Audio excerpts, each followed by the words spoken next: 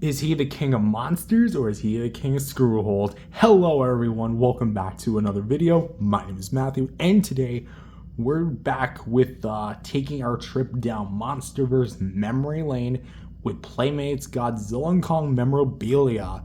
Today we have yet another giant figure. This is going to be the second one in the line, even though they were released together. Today we're taking a look at the Giant Godzilla 2021. Which was actually technically released in 2020, but we're going to call him the 2021 Godzilla because the movie itself came out in 2021. Anyway, so for this figure, of course this was part of Playmates' very first wave of Godzilla vs. Kong products, not counting the Godzilla and Kong line, which was later rebranded as Toho Classic Series. Anyway, this is going to be the 11-inch representation of the King of Monsters, and almost like a successor, or like I wouldn't really say a nod, but basically almost the same idea as what Jakks Pacific had with their King of the Monsters line, making a deluxe size Godzilla. Although I don't own it, I would say looks wise I do prefer that one over this one, but this is a Playmates review, not a Jakks Pacific review. Funny because I don't actually own any Jakks Pacific products. Anywho, as for this Giant Godzilla, funny story.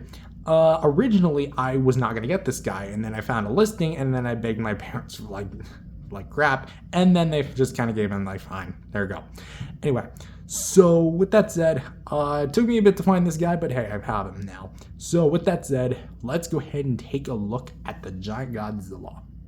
So of note, there is no accessories, which I understand, like, why, because this isn't a figure that necessarily has a gimmick like the mega figures, and it's not a figure that like comes with battle damage or anything. So this is essentially a clean sculpt Godzilla in the 11-inch scale, and there's really not a whole lot of accessories they could have actually like featured to actually make this guy work, like as far as accessories go. So I understand that, but for the actual sculpt and paint, this is going to be a upscale, or the same like sculpt they use from the, well, an identical sculpt. It's not the exact, there are some differences from the basic 6-inch Godzilla that also was released in the line.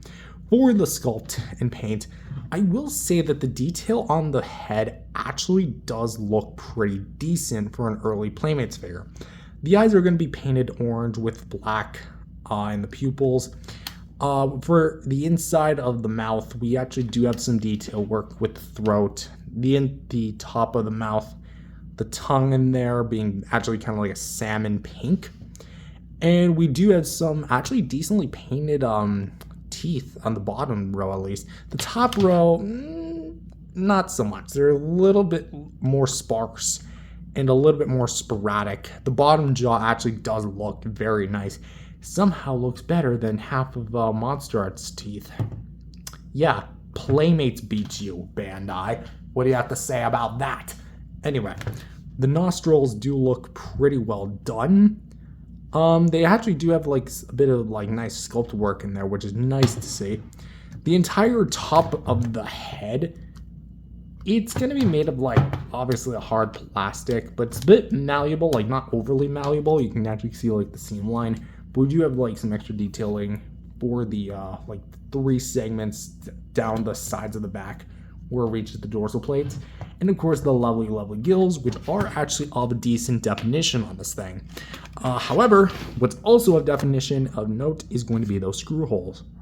Now, I personally said this time and time again, and I'll continue to say it, screw holes don't really bug me, because I grew up with tons and tons of toys that had screw holes, so really I kind of got adjusted to them, and I know it's a kid's toy, but I know that there are going to be folks out there who probably don't like screw holes in their figures, so that's definitely something to keep an eye out for.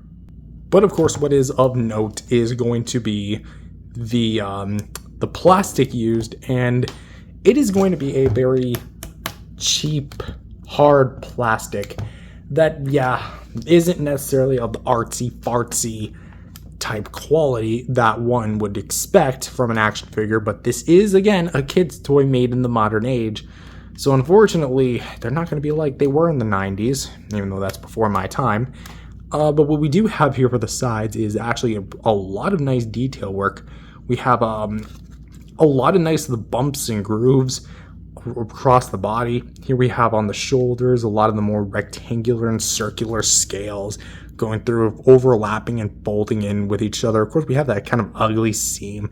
This figure was used by a previous seller, so I don't know how much they played with this. It looks like it's at least in okay condition. Pretty good condition, I would actually say. Like, nothing's really broken, nothing's really like scuffed to high heaven and hell, but it does look at least nice. Well, what I do appreciate is the fact that it's not just blank. We actually have a mild wash of what is it, like a gray? But yeah, there's actually a gray spray here, plus on the sides of the body. It's very hard to see given the lighting conditions, but let's kind of flip this guy around, and you can actually kind of see that more towards here, where yeah, there is a bit of a black spray here. So I do like that Playmates did feature that here. For the chest, that's where the pecs would be.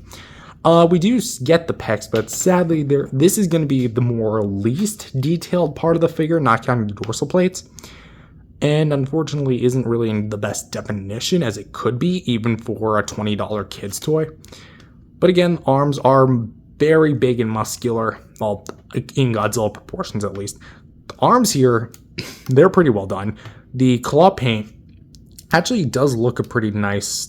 It's got like the nicely colored variation of the bluish gray mixed in with this, like the dirt, muddy looking beige color for the claws, and that's something I really like the Radio Tower Godzilla for. In fact, basically, it's not the exact same, but this is basically color-wise a upscaled, updated version of the Radio Tower figure. I really shouldn't say updated, because this did come day and day with the Radio Tower Godzilla, because it was all part of the first wave. But yeah, we have the arms just kind of sitting in a neutral position with the inside of the palm. There we go. The claw paint does have a bit of scuffing. Not really much I can do about that, unless I want to just shell out the money and buy a new one. I saw on eBay there was like one listing for a Godzilla and Kong for like $200. Like, what kind of crack are you smoking, my guy? Anyway, for the legs, we have again the muscular details with all the overlapping plates going down with the bent knee. And this is kind of what I meant by them being identical but not the same, because this leg was originally straightened out on the 6-inch version, with this one being bent in. It's kind of like that, except this one's more in a neutral stance, this one's more bent in. Anyway, we do have the black spray kind of making a mild return. It's a bit more like metallic, because you can kind of see there's a side of it where there's like metallic paint and not so much here. You can kind of see what I'm talking about. But yeah, we have all the nice little overlapping details, and we get to the feet, which these feet are actually pretty well done. I love the four-toed clawed feet. Again, a little bit of paint scuffage, a little bit of gunk at the bottom of it. This is not from me, I can already guarantee you that. But what's of note is that they're actually slightly different shades. That's interesting. And, well, might as well talk about the dorsal plates here. They are going to be fully painted blue. Well, almost fully painted. The base centers of them are going to be painted that blue. And plastic-wise, they are going to be kind of more on the rubbery side. So even if you take this guy and like wham it, it's going to hurt, of course. But it's not going to hurt that much. We're just going to poke your eyes out. That would be a very scary thought. Yeah. So, but yeah, we have all the intricate little details on the dorsal plates. Pretty softened. Makes sense, because you can't really make something very detailed out of like a super soft plastic like this. But I personally do enjoy the color scheme. And it actually paints it right here, which, thank you, Playmates, for doing that. My big problem with it personally is going to be this section where the blue stops right here, and then through the tail, which we'll talk about in just a sec, but it doesn't continue the blue spray. I'd at least expect them to go right there. Like, come on, Playmates. That's like an extra, maybe few bucks of budget. Like, you really couldn't have painted it. Whatever, this was their first attempt. And they did fully color it in the Evolve, so I guess technically speaking that is fixed. But yeah, going to the tail itself, we actually have a lot of nice, intricate little details. And this is honestly pretty well detailed within itself. So the detail for the detail, huh? But yeah, it is going to be, there is a seam line here. There's no posability, but out of the box, it does come unpackaged, which let's actually take off. Go completely slamming into my light. Oh my god. I didn't mean to do this, but I think I cracked it. Oh my gosh. Okay. I'm keeping that in. Anyway, for the actual tail itself, I kind of wanted to comment that this might seem like a flexible plastic. It's not. And I would actually advise parents to be careful with this thing because on its own, this is actually kind of has the potential to be like a weapon. I'm not literally saying you could kill someone, but you can actually do some damage with these spikes because these spikes are made of hard plastic. They're not like overly pointy like the Mechagodzilla 2014, but they are still pretty spiky. You take this and you whoo, boom, right there. But yeah, it would basically come out of the box like this, and boom. And as for like the length, it's not overly long. It is kind of like straightened out, then it kind of curls in a little bit, then kind of straightens back out. So it's going to be of like a walking through the city pose. But as it stands for the sculpt and paint, I don't really have a whole lot to comment as far as like problems go. I do have a bit of problems with it personally. Like, for example, I kind of wish maybe the dry brushing could be a bit more noticeable. And I do kind of wish the tail spikes were painted, as well as just better detailing, like maybe towards the chest. Because even for a figure like this, like Kong's detail, there's really no area of it where it's softened over. So I feel like they could have done the same with Godzilla. But where Godzilla doesn't have the sculpt advantage, he definitely has the paint advantage. Because this thing is actually pretty decently painted. Teeth are painted, tongue is painted, the eyes are painted, the dorsal fins are painted, claws are painted, and the body has a dry brush. So there is that. So overall, it's not like a spectacular slam dunk, but I'm going to give it a 7.5 for the sculpt and paint. Pretty damn good for a giant figure, especially their first attempt. And for articulation, yes, there is a seam line here, but there is nothing at the head. I mean, look at this seam line and try to tell me that there's like a ball joint there. Yeah, you probably just laughed at the screen. Anyway, for the arms, we can go up about this far, down about this far. Let's actually switch it to side view here. Up about this far, down about this far, and that's really about it. For the wrist, we can go at full 360 degrees, though do mind that seam line.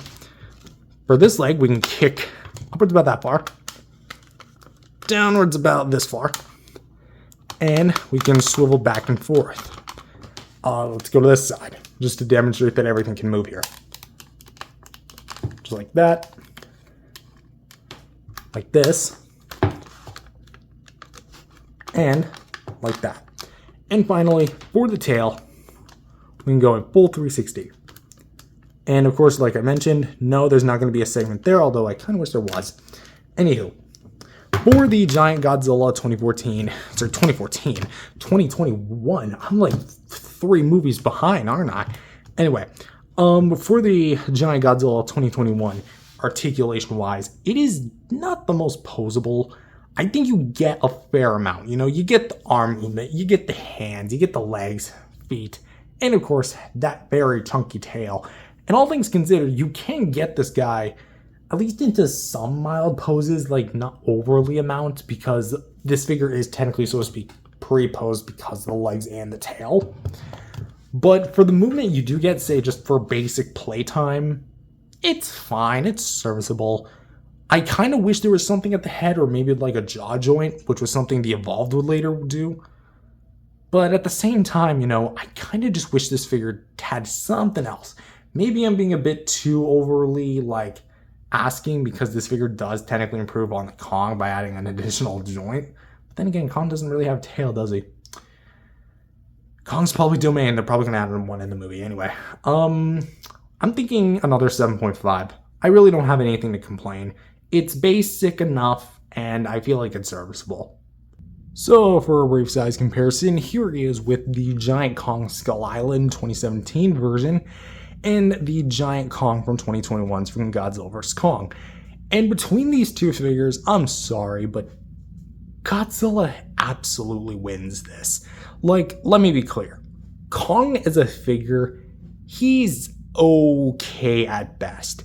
His sculpt is decent, his articulation serviceable, but his paint and color scheme is absolutely terrible. Like, he's a jet black when the movie design depicts him as a lighter gray. Brown I meant. Like this, maybe a bit more older and shoveled. So if this color scheme was on this Kong, that would have been so much better. But no, Playmates had to kind of shoot themselves in the foot and make it like this. Meanwhile, this Godzilla has color to him that actually makes sense and has a good amount of opposability, plus an actually good, sculpt. I would say the sculpt on this guy's a bit weaker than Kong, but really that's the only thing I like about Kong more than Godzilla here. And here he is with the Giant Godzilla evolved from Godzilla Kong the New Empire, and the Giant Mothra, also of the Godzilla Kong the New Empire variety. And, yes, your eyes are not deceiving you. The Godzilla evolved is bigger, at least by a little bit. Which I think as far as scale goes, that is accurate because Godzilla in 2021 was about 120 meters tall estimated. And the New Empire Godzilla is about 29 meters tall. So he definitely grew a bit. And as for Mothra, I think it's pretty clear that this is at least decently size accurate. But as for which of the legendary Godzillas that I prefer of the giant scale, I am going to have to side a bit with the, I'm personally, and this is like a big emphasis, I would still say that this is overall the better executed figure. This one, just technically, so to speak, does improve, but also has a lot of issues, I would say, more so than this one does. His paint scheme in a lot of areas just doesn't work. Like, for example, this weird sliver just looks weird, and his eyes just have that weird defect online where they just, you can kind of see it, just little tiny beady up there, versus this one where it just looks a lot better to look at, in my personal opinion. So, but hey, the evolved one is more eye-catching. And finally, here he is with some 6-inch Godzilla Kong figures. Not Godzilla Kong the New Empire, just Godzilla vs. Kong figures, with the 6-inch Godzilla Heat Ray and the, as I mentioned before, the Godzilla Radio Tower. And let me just kind of bring this in. You can kind of already see it, but they are technically, so to speak, different shades of gray. They do look a bit different, but what's funny is that even though this one's supposed to have paint, they kind of both do the thing where the tail doesn't have paint, so they really are just son and father, aren't they? And for my final thoughts, what do we think of the Giant Godzilla? He's actually not that bad in retrospect. Sure, he has a bit of problems, but at the end of the day, this is actually a very serviceable figure. He has a decent sculpt with decent detailing, pretty good paint applications given the price point and what he was created by, and his articulation's actually, again, pretty serviceable. You do get a fair amount of posability with this thing. Really, the only things I'll doctor points off of is mainly things like smoothened out details here, not that much paint on the tail, if not really any, and I do kind of wish there was some sort of joints at the head, but aside from those, he's basically a pretty good, like, deluxe-sized legendary Godzilla. If you can't get the Playmates, if you can't get the Jack Specific, because I see the Playmate stuff more in circulation than the Jack Specific stuff, then I highly recommend this thing. It's not a bad way to go. Give it maybe some, like, extra sculpting work if you're, like, a customizer, but really, this is a really nice way to go. Sadly, this is going to be one of Playmates' vaulted figures, which means it's no longer being made. So you are going to have to pay, like, aftermarket, sorry, I had a brain fart there. Aftermarket prices for this guy. But I think it's worth it at that point. You're paying like, what, 25, 30 bucks? Which isn't that bad, really. I would not pay any more than 40 for this guy. 35 mint in box, that's a bit stretching it by technicality, but that's as far as I would go. So with that said, I'm going to rate this guy an overall final score of 7.5 out of 10. So with that said, as for my recommendations, again, if you just want a better, like, 11-inch scale Godzilla in your collection, this is not a bad way to go. I would definitely prefer this over the Kong, but if you want a Godzilla and Kong together in the deluxe scale, those two are not bad together. Just give Kong a different paint job. But with that said, that's all I've got for this video. If you enjoyed it, leave a like and subscribe to the channel, and I will see you guys in the next video. Peace, everyone.